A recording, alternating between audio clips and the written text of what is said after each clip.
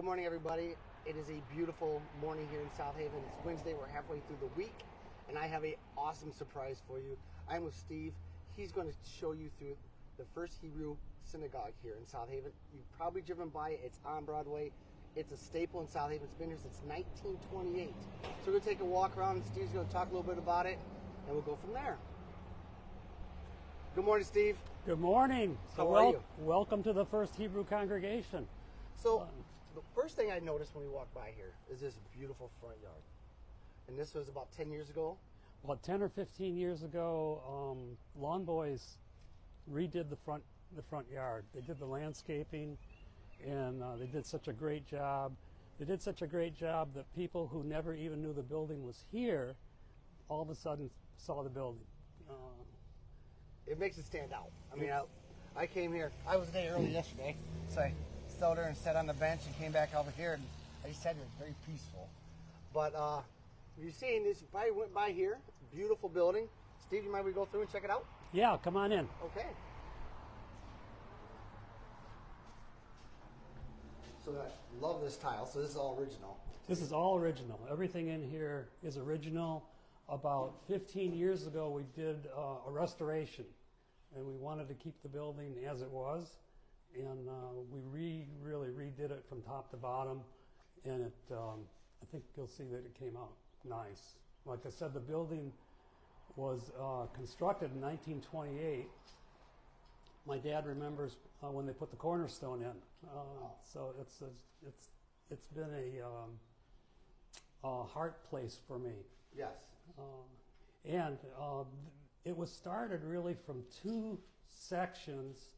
There were the farmers, the Jewish farmers, and the city farmers. The city Jews, and they both had separate congregations, and they came together in 1928 and decided to build one synagogue, and this is what happened. There's a picture on the wall. This was a picture when they first had the discussion about starting this synagogue. That's some great history right there. Yeah, it's really cool. So 1928, they put these in, and then, so that was a meeting before they built it.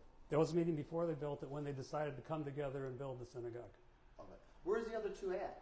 Do they ever know where the The first one was at the corner of 68th Street in Phoenix. So it was out there quite a ways. Yeah, and that's one that the farmers built.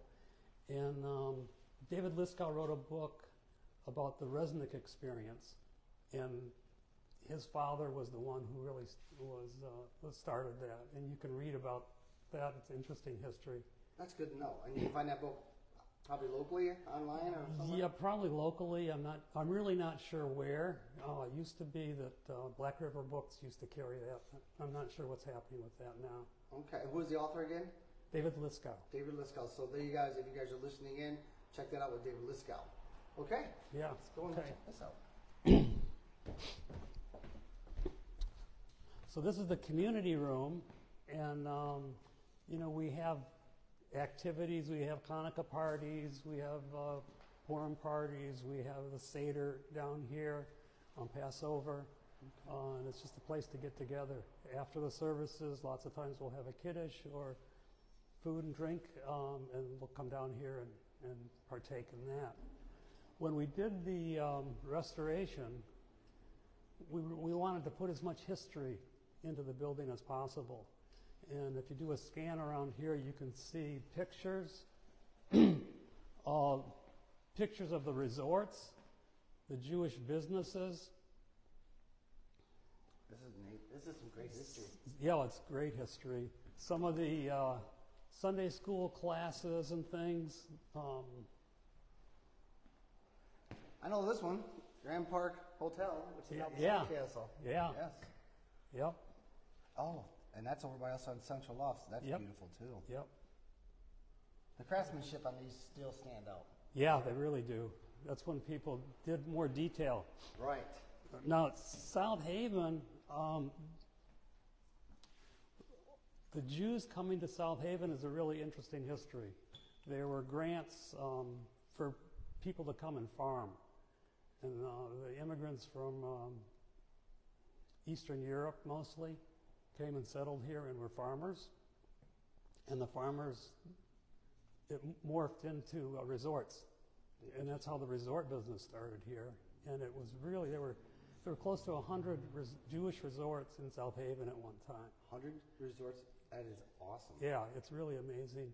And they called this the Catskills of the Midwest. I remember that, yes. And Yeah. this was in the 1920s, 30s? 20s, 30s, 40s, 50s. I can remember when I was growing up in the 50s and early 60s, there were a lot of resorts. I can imagine 100 resorts. It seems like town would have been so busy with that and the steamships coming in. Well, there were. They Yeah. were. It was busy. And this is, and you can see. Oh, look at that. This one, I've always heard of this, but I've never seen the poster. Yeah. No, over here you can see that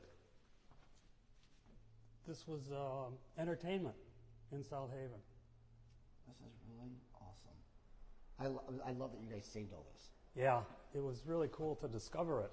Oh, so this is a recent discovery, or you've had it for a Well, while? we've had it, but you know, it was buried somewhere, and when we did the restoration, these things came up. Very cool. I was looking for a date on there. You know, this is around 1960, late 50s, early 60s. Okay. And what about North Shore Valley? This was one of the resorts. Okay. Uh, This is very neat. yeah, thank you.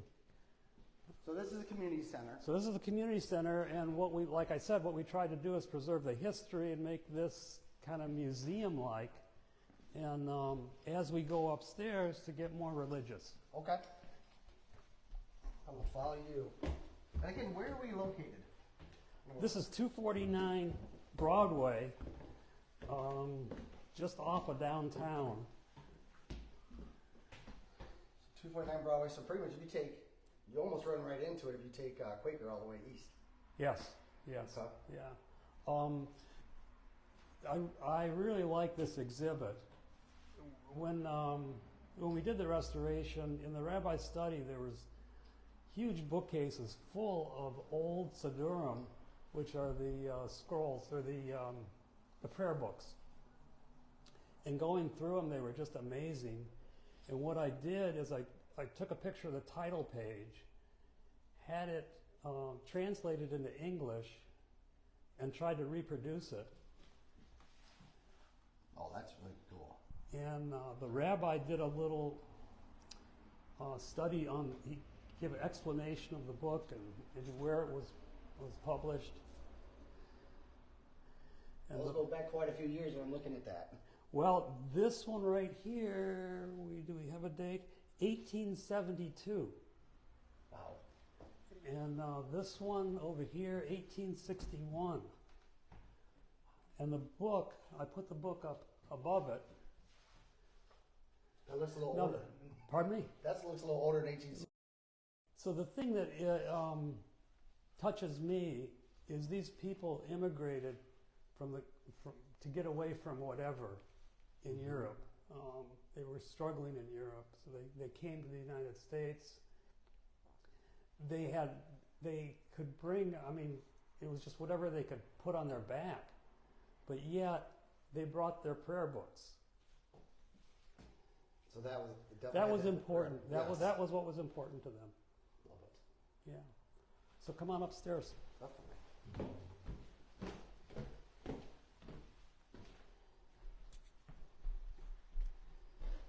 This is just beautiful. Thank you. I'm really proud of this.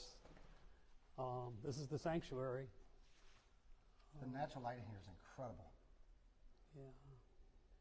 And this is all original stuff. We have services. We're very unusual in this synagogue. Usually a synagogue will be either Orthodox or Reform or Conservative, and they'll cater to that type of services. We've tried to keep this synagogue together, and we've arranged it so that we can cater to all factions. Mm-hmm. So on Friday nights, we have 5 This year we'll have 5 services, 5 Reformed Friday night services. Okay. Saturday morning, throughout the summer, we have Orthodox services. So Friday and Saturday. Friday and Saturday. Okay. We have Friday night services, and separate from that, we have Orthodox Saturday morning services. Okay. And then in the fall or the high holidays, and those are conservative. Nice. And anybody who's Jewish who wants to partake in the services is welcome. You don't have to be a member. You don't have to do anything special. You just, if you want to partake, just show up, and you'd be welcome. Well, this is definitely very beautiful in here. So these are all original seats too, huh? Yeah, all original seats. They've been recovered. They look very comfortable. Yeah, they are. What else can you tell us about, a little bit more about any events coming up anytime soon? Well, the main thing is the Orthodox services, Saturday morning services, start this week. Okay. And they'll continue through Labor Day, or into Labor Day. Okay. And the Reformed services will start just after after July 4th. All right. The best thing to do is to go to the website, www.firsthebrewcongregation.org. FirstHebrewCongregation.org. Yes. Okay. Yes, and you'll get a schedule. You can get all the information there, contact information. This July 2nd, we're having a Lox Box, which is lox and bagels and dessert and. Saw the banner outside. Yeah. Yep. Yeah. And is that open to the public? Open to the public. Okay. Yeah. It's fun time, and most people really enjoy lox and bagels. It's a real treat for me. Oh, I like it too. Yeah. Yeah. So, and that's open to everybody. Perfect. Well, I'll do a quick walk around here real quick, Steve. Okay. Go through. And then there's that beautiful window up there that you can see from the street. There's a balcony for a reason. In the Orthodox belief is that men and women should be separate during the service. Okay. For whatever reason. I don't know.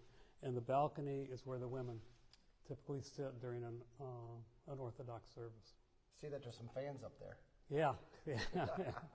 Yep, it can get hot. Well, Steve, anything else you'd like to tell anybody? I can't think of anything, really. Okay. Well, thank you for your time this morning. Sure. And if you guys get a chance and you're looking for a place to go, you now check out FirstHebrewCongregation.org. .org. And you will get the schedule. Well, that's it. I know you guys have been wanting to see this. I am very happy. I've lived here my entire life and have not got to see the inside of here, and I'm very impressed. And again, thank you, Steve, for your time. Sure. All right. You guys have a great one.